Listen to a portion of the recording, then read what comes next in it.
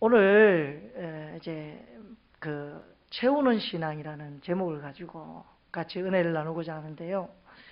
한 가지 이제 재미난 이야기를 포스트잇 이야기가 나와서 제가 포스트잇을 붙인 이유도 사실 이 설교 예화에 포스트잇이 나와요. 그래서 이제 붙여드렸는데 어느 한 이제 목사님이 교회 안수 집사님이 이제 몇 주 동안 교회를 안 나오시니까 신방을 가셨어요. 신방을 가서 그 지금 대문을 쿵쿵쿵 두드렸습니다. 조금까지 TV 소리도 들리고 막 이렇게 다양한 소리들이 안에서 집안에서 들렸는데 갑자기 문을 두드리면서 집사님 하면서 목사님이 이제 본인이 오심을 이제 알렸더니 갑자기 조용해진 거예요. 안에 아무도 없습니다. 이런 분위기로 조용히 된 거죠. 그래서 요즘 이제 많은 이제 성도님들이 목사님 신방 오는 걸 좀 부담스러워 하시는 분들도 들어 계시죠. 많지는 않지만. 제가 어릴 때 경험으로는, 저희 집에 담임 목사님이 오시는 게 내 인생의 가장 큰 축복으로 여기고 살았습니다. 여러분도 그런 시대가 있었죠.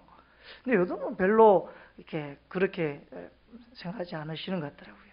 그래서 담임 목사님 오신다 하면 일주일 전부터 집안을 쓸고 닦고 청소하고 막 오만 그거를 다 합니다. 어쨌든 이제 이 집사님이 이제 집사님 아무리 불러도 대답이 없는 거예요. 그래서 목사님이 그냥 돌아갈 수 없다. 신방을 냈으니 포스트잇 한 장이라도 붙이고 가야 되겠다 생각하고 포스트잇에다가 성경 말씀을 한 구절 탁 붙여놨어요. 그것이 뭐냐면 요한계시록 3장 20절 제가 읽어보겠습니다. 볼지어다 내가 문 밖에 서서 두드리노니 누구든지 내 음성을 듣고 문을 열면 내가 그에게로 들어가 그와 더불어 먹고 그는 나와 더불어 먹으리라. 멋진 구절. 목사님이 참 대단한 센스가 있으셔요. 딱 붙여놓고는 이제 왔어요. 이제 왔더니 한 달쯤 지나서 그 집사님이 교회에 오셨어요. 교회에 오셨는데 이제 마지막 이제 헌금이 올라오지 않습니까? 헌금 올라오는 그 헌금 감사헌금 봉투에 포스트잇이 딱 붙어서 올라온 거예요. 그래서 이 안수 집사님도 센스가 있어요. 뭐라고 붙여 올라왔냐면 성경 구절을 딱 붙였는데 창세기 3장 10절 이르되 내가 동산에서 하나님의 소리를 듣고 내가 벗었으므로 두려워하여 숨었나이다.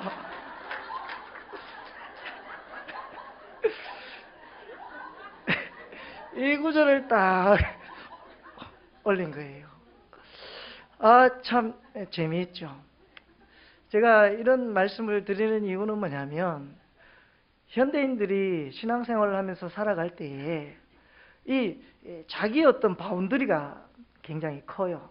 옛날에는 네 집 내 집 없이 다 어떻게 됐습니까? 우리 집이 네 집이고 네 집이 우리 집이고 내 형편이 이렇고 네 형편이 이렇고 다 알아요. 그죠? 서로 간에 오고 가고 하는 것이 자연스럽고 무엇인가를 내놔도 거추장스러울 것이 없는 그런 삶을 살았었습니다. 그런데 지금은 내 바운더리에 누군가 오는 것이 부담스러운 거예요. 내가 마치 발가벗은 것처럼 내 치부를 보여주는 것 같은 그런 생각이 드니까 목사님이 오시는 것, 또 다른 성도가 오는 것을 굉장히 힘들어하고 부담스러워하는 그런 시대가 되었습니다. 여러분, 그런데 이런 시대 속에 우리가 살면서 정말 이 신앙생활도 이런 모습으로 살아가는 사람들이 많이 있습니다. 오늘 성경에 보면 어느 한 귀신 들린 사람이 자기 집 이제 마음이겠죠. 자기를 깨끗이 집을 청소를 했어요. 청소를 쫙 하고 나니까 이 귀신이 나갔어요. 나가서 물 없는 곳으로 다니다 보니까 이게 전에 있던 데가 더 좋았네 하고는 다시 그 이제 집으로 가 보니까 집이 깨끗이 청소가 된 겁니다. 깨끗이 청소가 되어서 보니까 더 잘 됐네 이러고는 자기 친구 7을 더 데리고 들어가서 거기에서 이제 같이 이제 살다 보니까 이 사람이 이전보다 더 심해졌다는 거예요. 그래서 이제 이런 어떤 이 뭐라 그래야 될까요? 사람이 안 좋은 모습을 갖고 있다가 깨끗이 청소하였는데 그 청소되고 난 다음에 더 안 좋은 것들이 더 많이 들어오게 됐다는 겁니다. 여러분, 우리가 시골을 여행하다 보면 간혹 이 빈집이 있어요. 요즘 유튜브나 이런 거에 보면 이 흉가 체험 뭐 이런 게 있습니다. 흉가 체험의 집들은 대개 집이 어떻게 돼 있습니까? 빈집이죠. 집이 비어 있습니다. 아무것도 채워지지 않은. 그래서 이제 이렇게 흉가나 이런 집들이 되게 보면 외진 곳, 음산한 곳, 아주 좀 분위기가 싸늘한 그런 곳에 있는 경우가 많이 있는데요. 이 집이 촌에는 이 집이 빈집이 들어 있게 됨을 봅니다. 그런데 빈집을 보면 형편없어요. 아주 막 다 쓰러져 갈 것 같고 막 이렇다는 거죠. 이게 집에 사람이 사는 것과 사람이 살지 않는 것은 엄청난 차이가 있다는 것입니다. 한 가지 실례로 제 모교회 포항 영남교회인데 아주 한 100명 안 되는 한 80명, 90명 정도 출석하는 아주 시골 작은 교회입니다. 개천에서 용났죠. 그런 어떤 작은 교회인데 저희 교회 앞에 집사님이 한 분 계셨어요. 근데 이 집사님이 사는 집이 보면 대들보가 다 이렇게 똑바로 서 있어야 되는데 삐딱가 이래 서 있어요.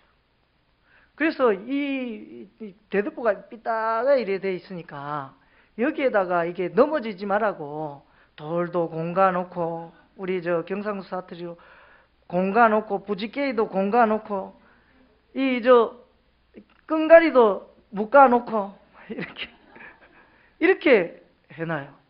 그리고 한 번은 이제 저희 어머님이 그때 권사님이셨는데 어머님이 이제 많은 은사를 받으셔가지고 담임 목사님을 통해서 특별히 이렇게 그런 집안 좀 어려운 집안에 신방을 많이 가셨어요. 그래서 신방을 갈 때 하나님 은혜인지 모르겠지만 제가 어릴 때 이제 중학생, 고등학생 때였는데 그때도 저희 어머님이 저를 많이 데리고 다니셨어요. 혼자 가기 뭐하니까. 그런데 저는 그래서 신방하는 걸 많이 봤죠. 근데 신방을 가서 보니까 제가 완전히 자불안석이에요. 왜냐하면 곧 무너질 것 같아, 집이. 이 벽이요, 어떤 벽이냐면 시골에 그 흙집 벽 있지 않습니까? 거기 위에 도배를 해놔서 도배지가 옆에서 보면 울퉁불퉁 막 이래요. S라인이 잘 발달된 그런 벽이에요. 근데 그런 벽에 이 벽지를 살짝만 짚어도 안에서 흙이 촤 그런데 이 기둥은 이만큼 삐딱하게 서 있지요. 그런데 거기에 막 끈가리도 매놓고 공가 놓고 이렇게 사시는 거예요. 저는 곧 무너질 것 같아서 깔려 죽겠다 싶어서 언제 가노? 우리 엄마 옆에 그 발을 쿡쿡 찌르면서 언제 가노? 언제 가노? 갈 생각을 안 해요. 1시간, 2시간 지나도. 그래서 저는 이제 화장실 가고 싶다고 그러고 나왔는데 정말 불안하더라고요. 그런데 그런 집에서 그분이 10년을 사셨어요. 쓰러져가는 집. 사람이 사는 집과 사람이 살지 않는 집은 이렇게 엄청나게 차이가 있습니다. 여러분, 그래서 우리가 정말 이 세상을 예수 그리스도를 믿고 살아가는 것이 얼마나 귀하고 복된 일인지 모릅니다. 얼마 전에 TV에 같은 데 보니까 멍 때리기 대회 20몇 시간을 멍 때리고 있어가지고 상금을 탔다는 이야기를 들었어요. 참 바보 같다는 생각이 많이 듭니다. 그런 어떤 멍 때리는, 우리 지금 이 시대는 멍 때리고 살고 있는 사람들이 너무 많이 있습니다. 멍하게 있다가 이게 똥인지 된장인지도 모르고 살아가는 사람들이 우리 교인들 말고 그런 시대 예수님을 믿지 않고 살아가는 사람들이 그런 사람들이 너무 많이 있다는 것입니다. 그래서 그 사람들의 마음과 그 사람들의 생각 속에는 예수 그리스도가 없다 보니까 참다운 하나님의 말씀이 없다 보니까 쓰러져 가고 있는 흉가와 같은 빈집과 같은 그런 집이 되고 만다는 것이죠. 그런데 여러분, 이런 집을 깨끗이 청소했다고 해서 그 집이 완전히 깨끗한 집이 되는 것은 절대로 아닙니다. 더 중요한 것은 그 집을 청소하고 난 이후에 무엇인가를 채워야 한다는 것이죠. 그 채우는 것이 세상적인 것이 채울 수도 있지만 이 세상적인 것으로 채우게 되면 더 악하게 될 수 있는 것이죠. 오늘 이 말씀은 사실 이스라엘에게 하신 말씀이에요. 이스라엘 백성들이 우상숭배의 것들을 다 온전히 집어던져버리고 성전을 멋지게 건축하고 지어서 이제 깨끗이 성전을 재건을 했습니다. 성전을 재건을 했지만 그 성전의 주인이신 예수 그리스도가 이 땅에 오셨는데도 불구하고 그 예수 그리스도를 제대로 섬기지 못하고 예수 그리스도가 진정한 하나님의 아들인지도 깨닫지 못했습니다. 그러다 보니까 예수 그리스도가 그 전에 주인이고 그들이 섬겨야 할 분이 예수 그리스도임에도 불구하고 예수님 그리스도를 섬기기보다는 자신들의 생각에 옳은 방편을 따르고 섬겼다는 것입니다.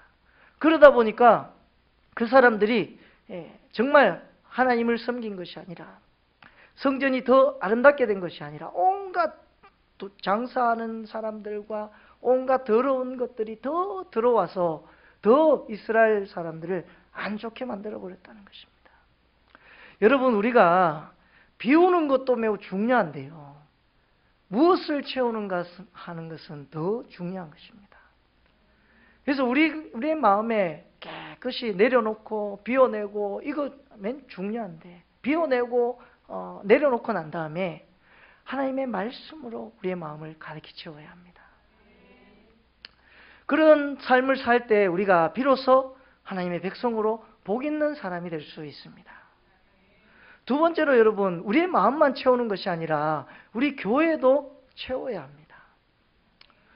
간혹 어떤 교회는 가보니까 그런 분들이 계셔요. 전도 해피데이 왜 하느냐 도대체 모르겠다. 우리끼리 잘 살고 예수 잘 믿고 잘 하는데 왜 해피데이를 하는지 모르겠다. 이렇게 얘기하시는 분들이 더 계시더라고요. 근데 여러분, 과연 우리끼리 잘 살면 행복할까요? 아니요. 우리끼리 잘 살면 도태하고 오히려 하나님의 나라가 확장되기보다는 오히려 소멸되기 쉽습니다. 여러분, 제가 열대어를 좋아했었는데요. 부산에 있을 때 참 목회자로 사는 것이 힘들어서 마음 둘 곳이 없을 때가 있었습니다.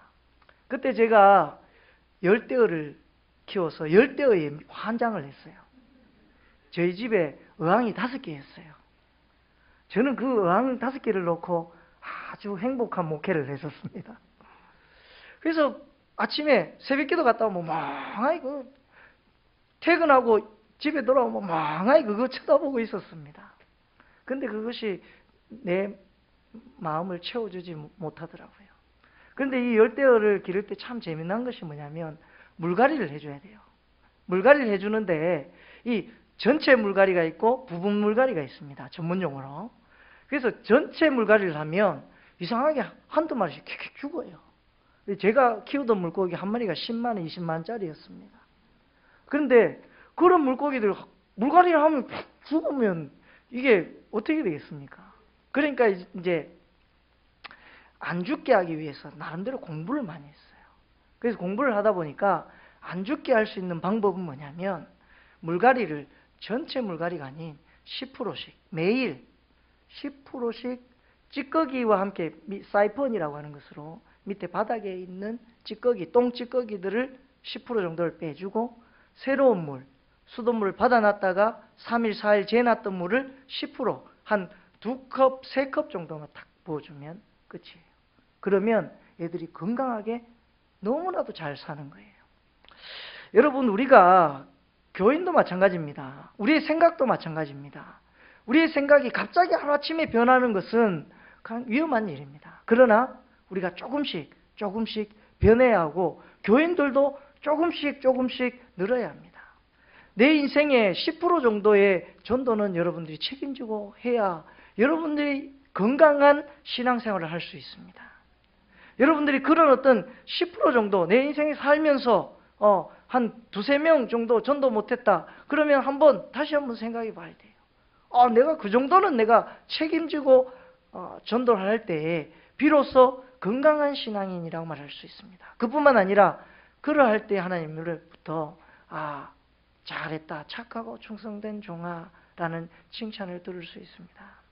그러한 삶이 정말 하나님 앞에 내놓을 것이 있는 삶이 되지 않겠습니까?